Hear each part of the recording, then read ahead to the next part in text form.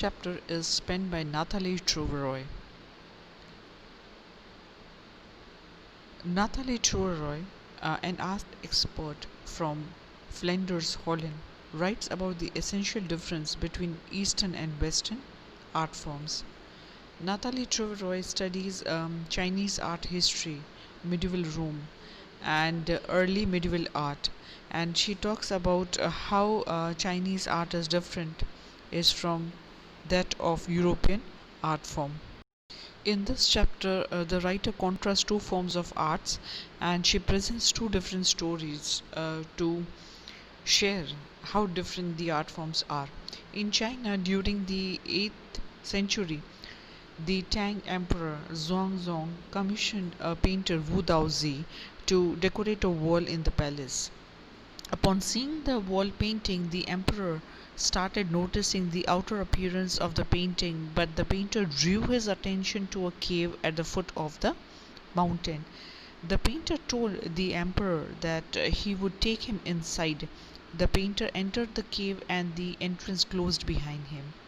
As soon as the painter clapped his hand, the painting on the wall was gone, and so was the painter. So, this is the legend that is known far and wide around the globe, and people still believe that something like this existed in the past. In another story, a painter wouldn't draw an eye of a dragon as he feared that the dragon would fly out of the painting. In another story, to represent a European art form, a master blacksmith who falls in love with a painter's daughter proves himself to be a great artist.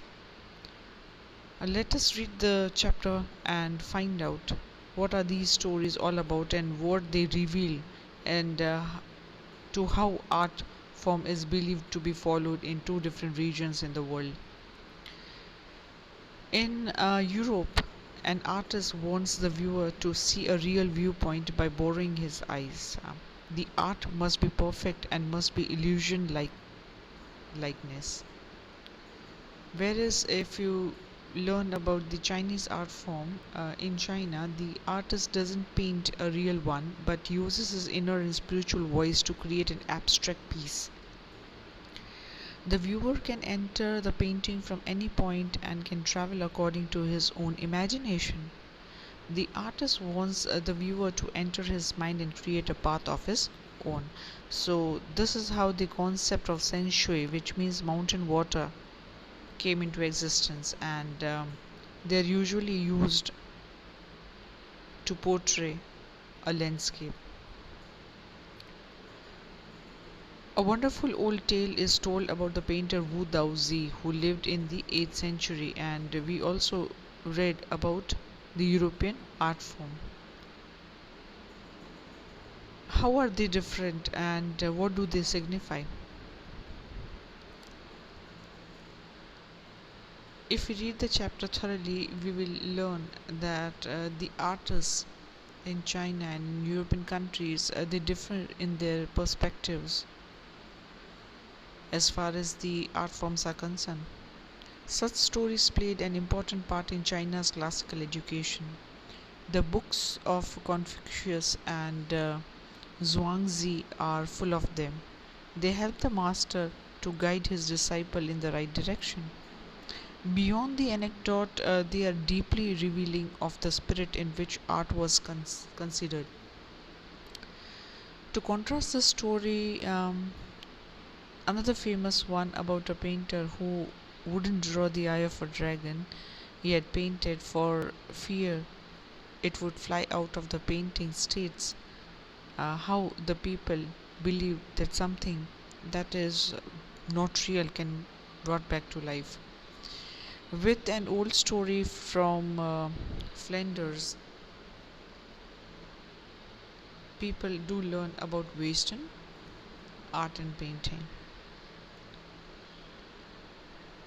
These stories played an important role in classical education, as I said, and similarly, like the books of Confucius and Zhuangzi, people till date study those art forms and learn about spiritual, spiritualism, and modern world. In 5th century Antwerp, a master blacksmith called Quentin Metis, who happens to fall in love with painter's daughter, proved himself to be a great artist. How did he do so? This is where we learn about the dragon. The blacksmith was accepted into the studio as a trainee. He married the painter's daughter and later became one of the famous painters of his age. In Europe, the art is perfect and like an illusion which resembles something. In Asia, the art gives an essence of inner life and spirit.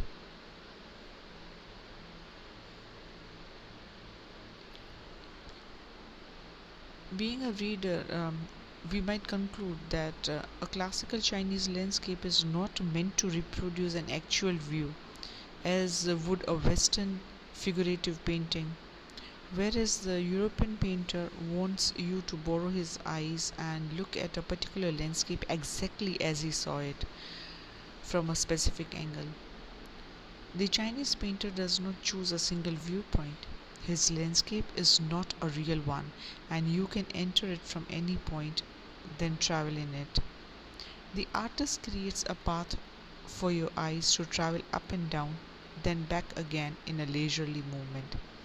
This is even more true in the case of horizontal scroll, in which the action of slowly opening one section of the painting, then rolling it up to move on to other, adds a dimension of time which is unknown in any other form of painting. It also requires the active participation of the viewer, they say, who decides at what pace he will travel through the painting, a participation which is physical as well as mental. The Chinese painter does not want you to borrow his eyes, he wants you to enter his mind. So, this is how the spiritual and conceptual space is created, and the landscape is an inner one, a spiritual and conceptual space.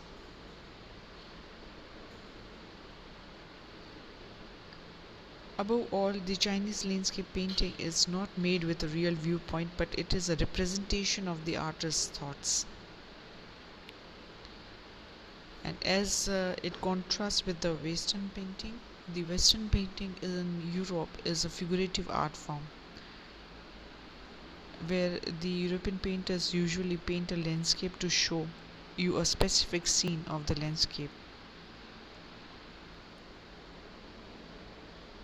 The concept is expressed as Shen Shui by the Chinese, that literally means mountain water, where they talk about yin and yang. The mountain is yang, reaching vertically towards heaven, stable, warm, and dry in the sun, while the water is yin, horizontal and resting on the earth, fluid, moist, and cool. The interaction of yin, the receptive feminine aspect of universal energy, and its counterpart yang, active and masculine, is of course a fundamental notion of Taoism.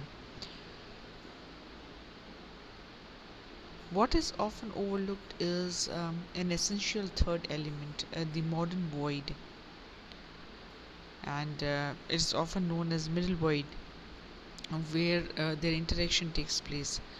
This can be compared with the yogic practice of pranayama, and pranayama is breathe in and breathe out. You might be knowing that, right?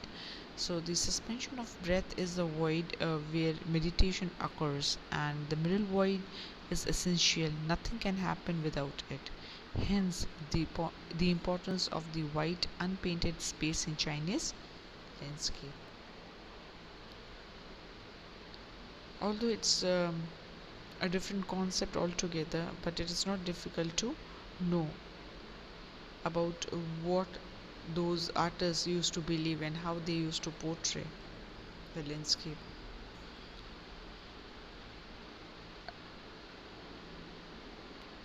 Above all, they did believe that this is also where men finds a fundamental role. The existence of men or human beings came to fore after they learnt about yin and yang, that is the universal energy. In that space between heaven and earth, he becomes the conduit of communication between both poles of the universe. The presence of man is essential, even if it's not only suggested, far from being lost or oppressed by the lofty peaks. He is, in Frank Coching's wonderful expression, the eye of the landscape.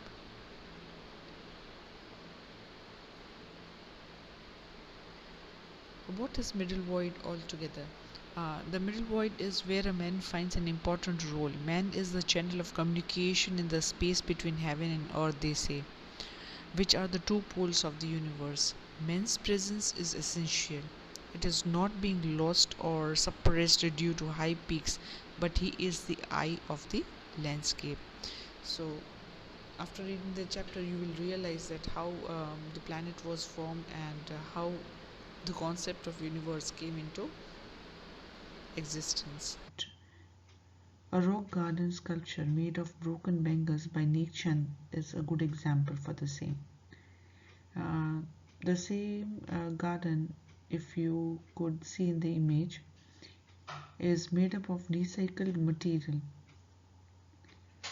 and in Chandigarh, if you visit, you would learn more about the rock garden. Its 80-year-old creator, director Nek Chand, is now hailed as India's biggest contributor to outsider art. The notion of art brut or raw art was of works that were in their raw state as regards culture and artistic influences. Anything and everything from a tin to a sink to a broken down car could be material for a work of art. So read the chapter and find out what are different art forms and why do you think that it does signify something in particular about how the life is.